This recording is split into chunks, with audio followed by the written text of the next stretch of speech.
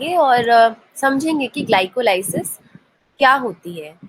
तो आपके बायोकेमिस्ट्री का जो सिलेबस है आपका, उसमें कहीं ना कहीं हमारे पास होते हैं कार्बोहाइड्रेट मेटाबॉलिज्म पाथवे। ठीक है, क्या टॉपिक होता है? कार्बोहाइड्रेट कार्बोहाइड्रेट्स मेटाबॉलिज्म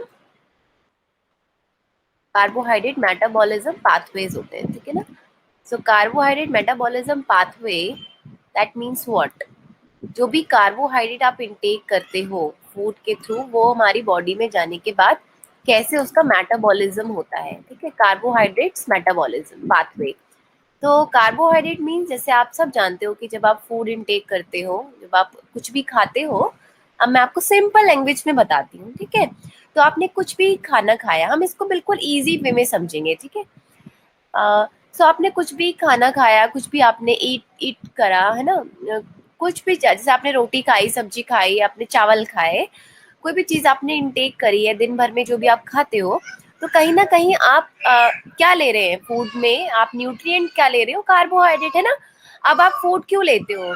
ताकि आपको एनर्जी मिले, है ना। अब ये जो एनर्जी होती है ना हमारी बॉडी में, ये हमारी बॉडी में एटीपी की फॉर्म में जो है स्टोर्ड रहती है। एटीपी मतलब एडिनोसिन ट्राइफॉस्फेट नाम का एक बायोमोलिक्यूल है, जिसकी फॉर्म में हमारी एनर्जी जो रहती है वो स्टोर रहती है सेल्स के अंदर। ठीक है, अब ये जो आपने कार्बोहाइड्रेट्स इंटेक किए थे, ये देखो कहीं ना कहीं इनको ब्रेक होना पड़ेगा, क्योंकि आपने क्या किया? आपने फूड इंटेक किया तो आपने स्टार्च लिया। हमारा जितना भी मोस्ट, से आपने रोटी खाई तो गेहूं में क्या होता है? स्टार्च होता है। ठीक है, कार्बोहाइड्रेट का क्लासिफिकेशन के ऊपर मेरा एक सेपरेट वीडियो है, आप उसको देखिए। ठीक है, इस चीज को समझने के लिए। तो जब आपने कार्बोहाइड्रेट्स ले लिए आपकी बॉडी में, वो आपने खाए, और उसके बाद डाइजेशन होता है ना जब हम खाना खाते हैं, तो डाइजेशन में क्या होता है? जो बड़े बड़े ये कार्बोहाइड्रेट के मॉलिक्यूल्स हैं, जैसे कि स्टार्च बहुत बड़ा मॉलिक्यूल है, ये छोटे छोटे छोटे मॉलिक्यूल्स में ना टूट जाते हैं, जिनको हम बोलते हैं सिंपल शुगर, यानी कि ग्लूकोज में। ठीक है, तो यानी कि हमारी बॉडी में क्या बन जाता है? ग्लूकोज बन जाता है। अब इसी ग्लूकोज से ना बच्चे हमें क्या बनानी है? एनर्जी, है ना। जब आप एक्सरसाइज करोगे, जब आप कोई एक्टिविटी करोगे, तो ही तो एनर्जी बनेगी, है ना। लेकिन बनेगी कैसे? अब ये एनर्जी किस फॉर्म में बनती है? ये एनर्जी बनती है एटीपी की फॉर्म में। एटीपी मतलब एडिनोसिन ट्राइफॉस्फेट की फॉर्म में। ठीक है, सो इसके लिए हमारी जो सेल्स होती हैं बॉडी में, वो काम करती हैं। ठीक है, आपको नहीं बनाना, हमारी बॉडी बहुत स्मार्ट है, हमारी बॉडी के अंदर बहुत सारे ऐसे सेल्स हैं जो बहुत स्मार्टली वर्क करते हैं। तो हमारी सेल्स क्या करती हैं? कुछ साइकिल्स को रन करवाती हैं, जिससे कि ग्लूकोज जो है वो एटीपी में कन्वर्ट हो जाता है, यानी कि जो फूड आपने लिया वो एनर्जी में बदल जाता है। ठीक है, तो उसी में से एक पाथवे है ग्लाइकोलाइसिस। ठीक है, तो ग्लाइकोलाइसिस में क्या होता है? ग्लूकोज से एटीपी फॉर्मेशन होती है। तो ग्लूकोज से एटीपी फॉर्मेशन कैसे होती है? ग्लूकोज एक कंपाउंड होता है जिसको हम कहते हैं पायरुवेट। क्या कहते हैं? पायरुवेट नाम का कंपाउंड, पायरुवेट। ठीक है, तो इस ग्लाइकोलाइसिस की प्रोसेस में पायरुवेट नाम का कंपाउंड बनता है, और साथ में कुछ एनर्जी जो है वो रिलीज होती है, यानी कि पायरुवेट बनता है और एटीपी फॉर्म होते हैं। ठीक है, और ये पायरुवेट फिर हमारी बॉडी में स्टोर हो जाता है। देखो, आपने फूड इंटेक किया किया आपने खूब सारा फूड ले लिया, है ना, और अब आप तो अगर आप लेते ही जा रहे हो और ग्लूकोज बढ़ता ही जा रहा है ब्लड में, तो आपको तो डायबिटीज हो जाएगी। आप जानते हो ना, ग्लूकोज का लेवल अगर ज्यादा हो जाता है तो डायबिटीज हो जाती है। इसीलिए जब आप फूड लेते जा रहे हो तो ग्लूकोज हमारी बॉडी में जब सफिशिएंट अमाउंट में है, तो फिर वो ग्लूकोज कन्वर्ट होने लगता है पायरुवेट में और एनर्जी में, एटीपी फॉर्म होने लगते हैं। ठीक है, इसी पाथवे को कहते हैं ग्लाइकोलाइसिस। और ये पायरुवेट जब बनता है और इस सेल्स में स्टोर हो जाता है, फिर आगे जाके जब भी ग्लूकोज की रिक्वायरमेंट होगी, तो इसी पायरुवेट से दोबारा ग्लूकोज भी बन सकता है। जब आप फास्टिंग में हो, जैसे आपने फास्ट रख रखा है, व्रत है आपका, या आपका रोजा है ना, कुछ भी आपने आपने फास्ट ले रखा है, तो आप क्या होगा? अब आप ग्लूकोज तो नहीं ले रहे हो ना बाहर से, तो ये पायरुवेट कन्वर्ट, जो सेल में स्टोर पायरुवेट था, ये दोबारा से ग्लूकोज में बदल जाएगा और ग्लूकोज की कमी को पूरा करेगा। वो एक अलग साइकिल होती है जिसको ग्लूकोनियोजेनेसिस कहते हैं, वो मैं नेक्स्ट वीडियो में डिस्कस करूंगी। ओके, सो यहाँ पे ग्लूकोज से बना पायरुवेट। तो ग्लाइकोलाइसिस कौन सा पाथवे है? ग्लूकोज से पायरुवेट बनने का और एटीपी फॉर्मेशन के पाथवे को ही ग्लाइकोलाइसिस पाथवे कहते हैं। तो चलिए अब हम पाथवे देखते हैं सीधा डायरेक्टली। तो मैं आपको पाथवे दिखाती हूँ। तो पाथवे में क्या होता है, डायरेक्टली हमारा पायरुवेट ग्लूकोज से पायरुवेट नहीं बनता है, ठीक है। तो ग्लूकोज से सबसे पहले बनता है ग्लूकोज 6 फॉस्फेट नाम का कंपाउंड। देखिए ग्लूकोज का स्ट्रक्चर क्या होता है, ग्लूकोज में 6 कार्बन होते हैं, ठीक है। तो ग्लूकोज से बनता है ग्लूकोज 6 फॉस्फेट, यानी कि ग्लूकोज के 6 नंबर का जो कार्बन है उस पर फॉस्फेट ग्रुप लगा हुआ है, तो बन गया ग्लूकोज 6 फॉस्फेट। ये ग्लूकोज से ग्लूकोज 6 फॉस्फेट बनने की जो प्रोसेस है, ये हेक्सोकाइनेज नाम के एंजाइम की प्रेजेंस में होती है। यहाँ पर पहले क्या होता है, एटीपी यूज होते हैं और एडीपी बनते हैं, यानी कि एनर्जी यहाँ पर यूटिलाइज हो रही है, रिलीज नहीं हो रही है।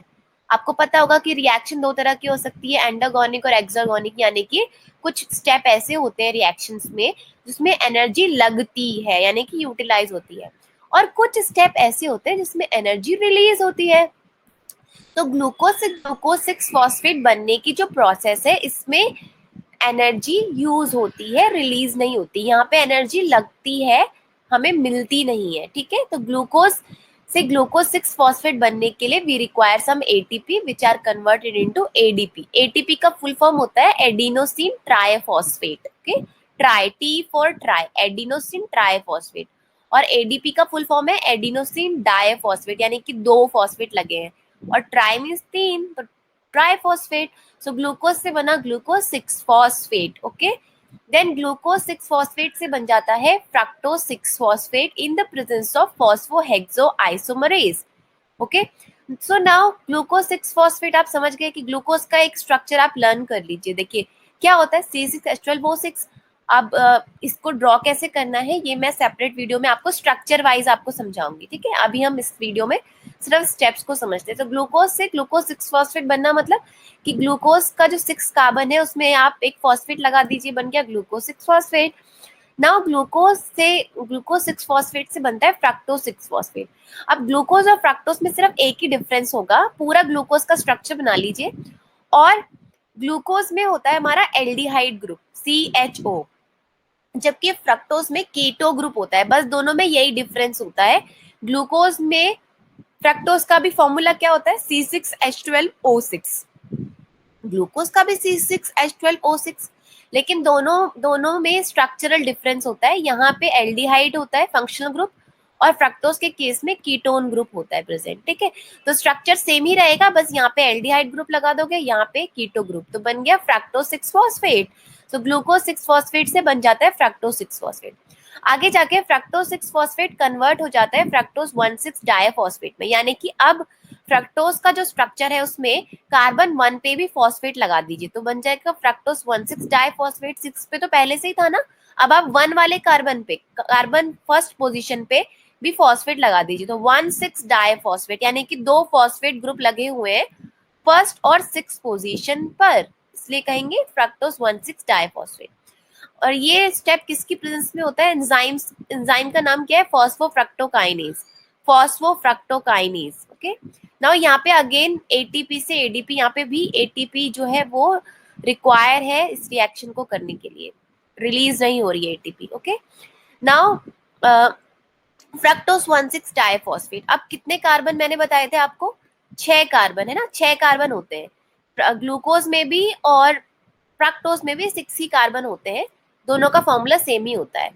तो यहाँ पे 6 कार्बन फ्रक्टोज 1,6 डाइफॉस्फेट ये कंपाउंड का नाम है।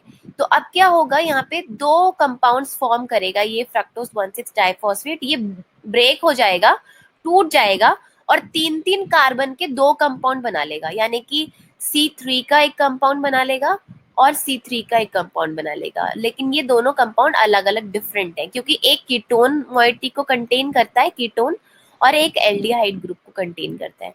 तो फ्रक्टोज 1,6 डाइफॉस्फेट से एक कॉम्प्लेक्स बनेगा डाई हाइड्रोक्सी एसीटोन 3 फॉस्फेट, और एक कंपाउंड बनेगा ग्लिसरल्डिहाइड 3 फॉस्फेट। तो डाई हाइड्रोक्सी एसीटोन यानी कि कीटोन, और ग्लिसरल्डिहाइड 3 फॉस्फेट यानी कि एल्डिहाइड।